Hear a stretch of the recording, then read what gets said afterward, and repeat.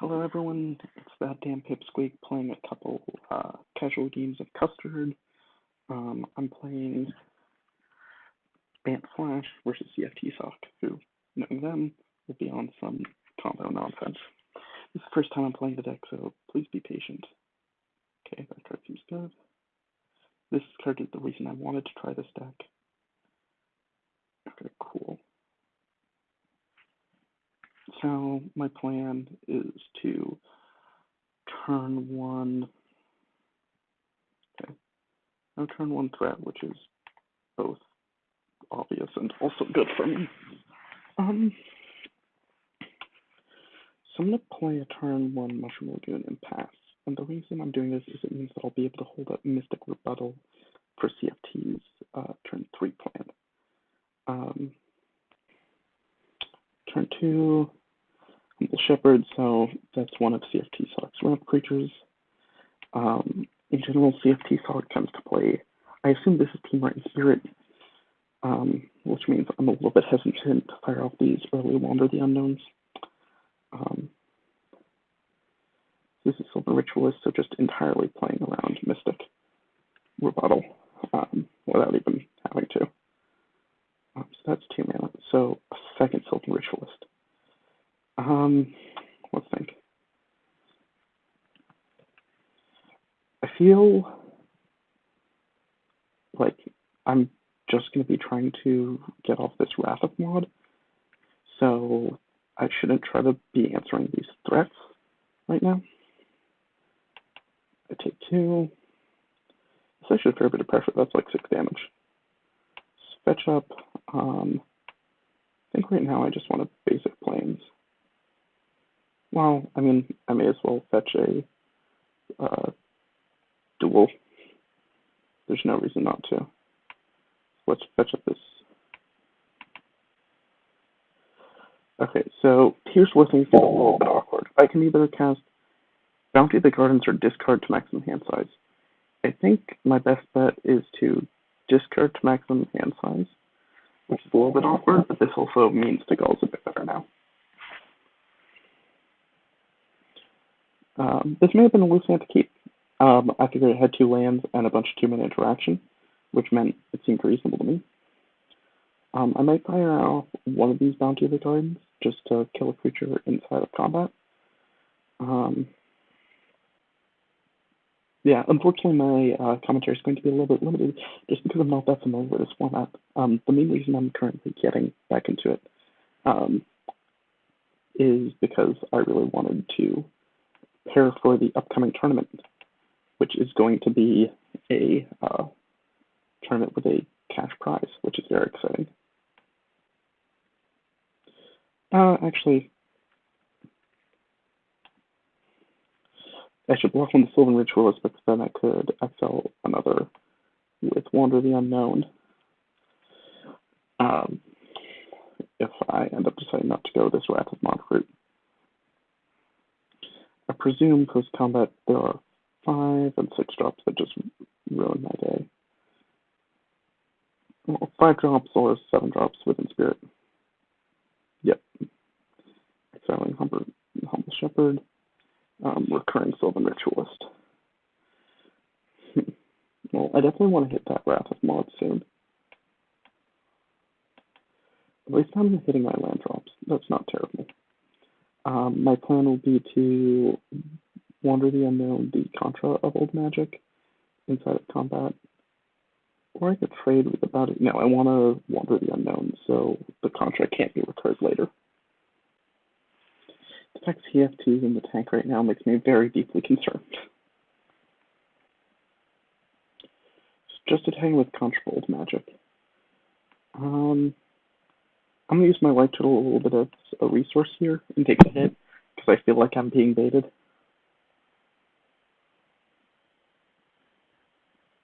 Maybe it'll just be, okay, Entouraki Emissary. Oh, I definitely don't want a Wrath of Mod while there's still Contra out. It's 1, 2, 3, 4 mana.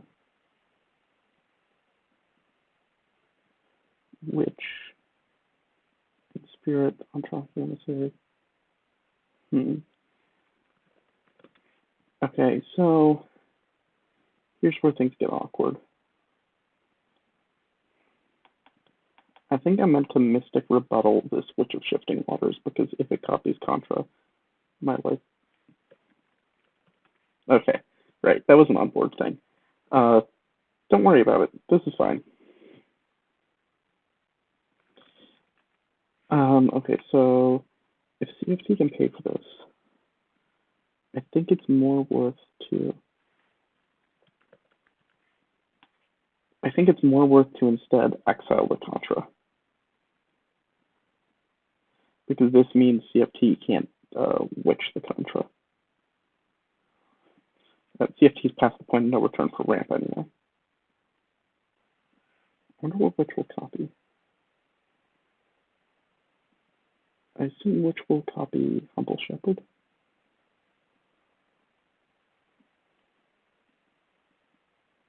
Yeah, okay. 2-1. Makes a sheep. Okay, please hit a land, please hit a land, please hit a land. That's like a land, but it isn't. Okay, so I can't Wrath of Mott this turn. But what I can do is Harrow into Bounty of the Gardens, which doesn't feel that good, actually. Harrow into Mystic Rebuttal is also technically an option. Whatever land it is definitely involves Harrow. I feel like...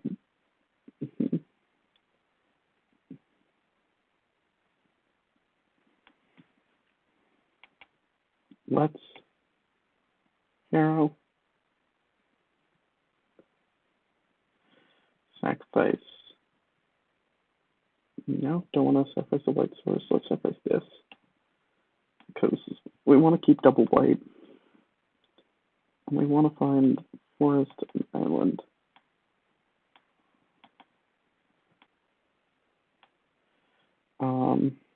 Block the witch, just in case. I do want to untap and Wrath of Mott next turn. It's possible I don't. Because blocking the witch is worse versus last turn hand being another contract old magic. I'm down to 4. Okay, let's think. So I could go.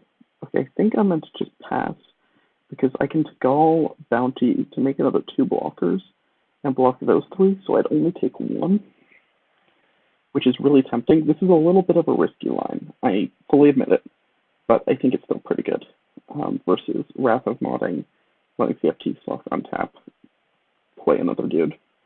At least I'm up on cards. That doesn't hurt. It's largely because I'm getting vastly out-tempoed, but I am up on cards.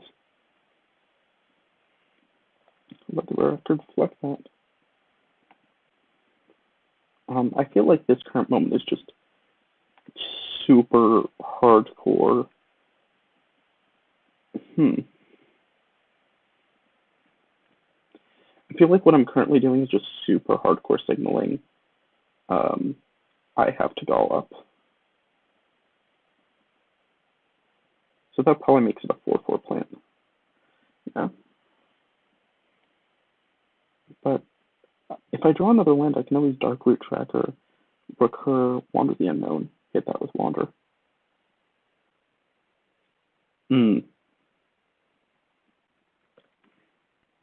Let's think, can I beat that? So I block 1 Hasty Plant, block another, block that. Damn, okay. That was close.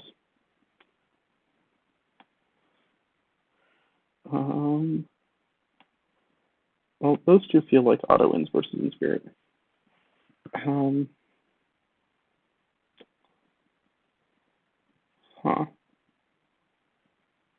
O3 T snipes out an Enspirit creature, but doesn't feel that strong, just because of how effective CFT is at playing to the board.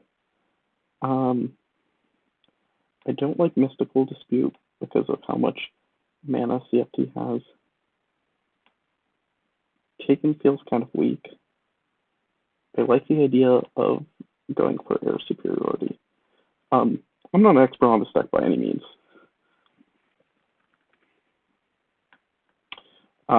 Because, again, this is my first time playing this deck.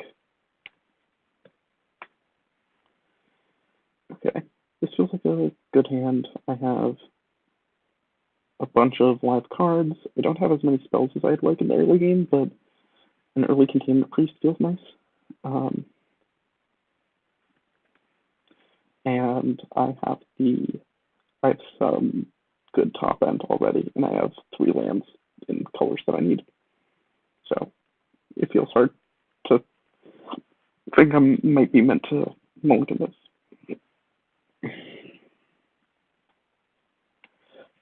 So I don't think I'm going to be flashing in Containment Priest this turn. I'm probably just going to fetch up a land and start sending things up. I always forget Containment Priest is a 2/2. For some reason, I remember that card is a 2/1. Let's grab a green and white duel.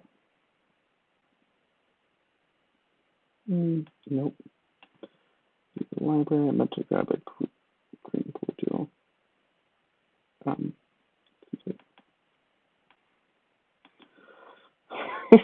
I could double ramp CFT. Doesn't that feel powerful? Does not feel powerful.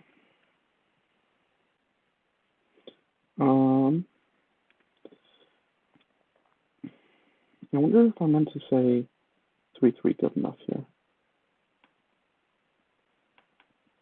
Now let's tempo this guy out. Swing, batter.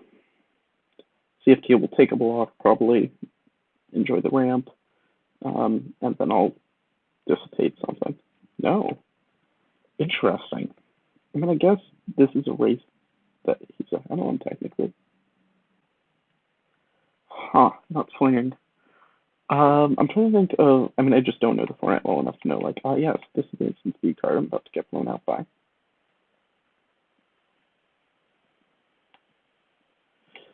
But I mean, that's one of the reasons I'm learning under these circumstances rather than in the tournament. Still no 4th land, Jesus. I'm pretty sure I'm not meant to swing Containment Priest in, because that's a trade they'd snap off in a second. But luckily I still have this plant.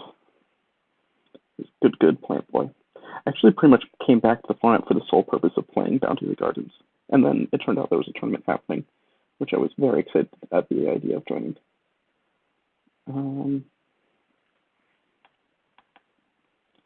I know enough about that to know I want to dissipate that. The exile being very relevant there.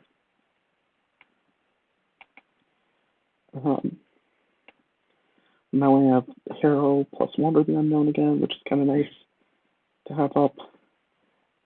Also, the Spirit Color would have exiled or destroyed the plant. Sucks to not have an answer to Talia, but like, it is what it is.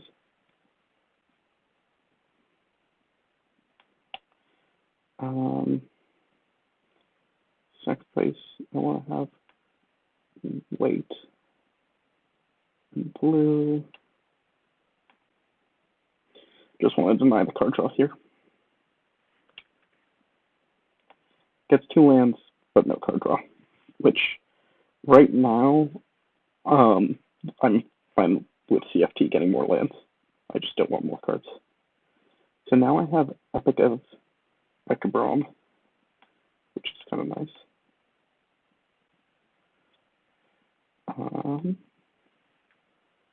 I think I want to send them both at Talia, because repeatedly flickering pretty much anything feels really bad for me here.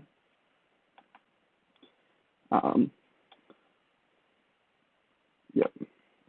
So still life game for CFT, which is unfortunate for me, but I have a suspicion this Epic of Ekabrom is not going to be alive. Oh! I was about to say I don't think this card's going to be live, but I think it's about to be. thinking.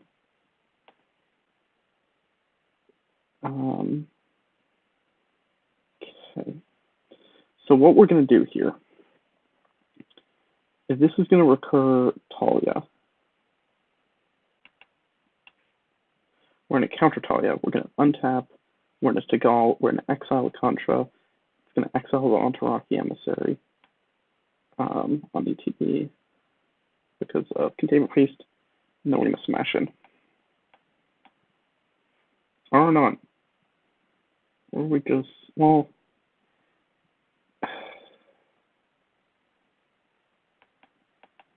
yeah, I guess we do this.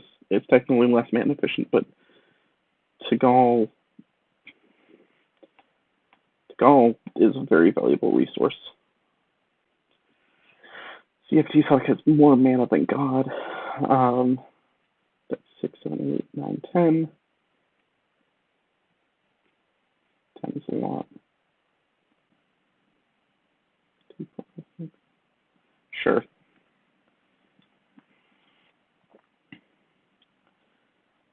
So I wonder what Cftsoc going to do here. Because Talia Clicker Contra goes badly. Talia Bounce Contra doesn't feel that great. Talia untap a land, maybe? Yeah, I would guess that. Talia untap a land seems most likely. If it's Talia Bounce Contra, I'm just going to crack face, put CFT to 2, and then just like, okay, yeah. So from here, I think I meant to, well, if I draw land, I meant Dark Root Tracker. Okay, cool. Go ahead and exile this Contra. Continue to ramp CFT. Since we're definitely past the point of no return on that one. Crack in for another 5. Put CFT down to 2. I have 3 lethal attackers and the ability to recur a removal spell. I feel like I'm in a decent spot right now. And I don't know what those 3 cards in hand are. We're through 2 Contras and an Elvish Spirit Color, which feels pretty good. I just don't know that deck list, unfortunately. I assume the ideal state here for CFT is having a cheap creature to play, bounce with Talia, and just try to get rolling. Build up some acceleration, build up a few things to throw my way.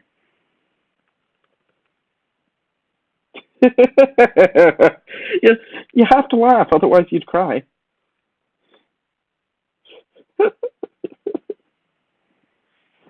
Oh, man. Okay, yeah. I felt like I was in a decent spot that game. It was very close. If this was, like, if I hadn't lost game 1 badly, I'd be fine with losing that one.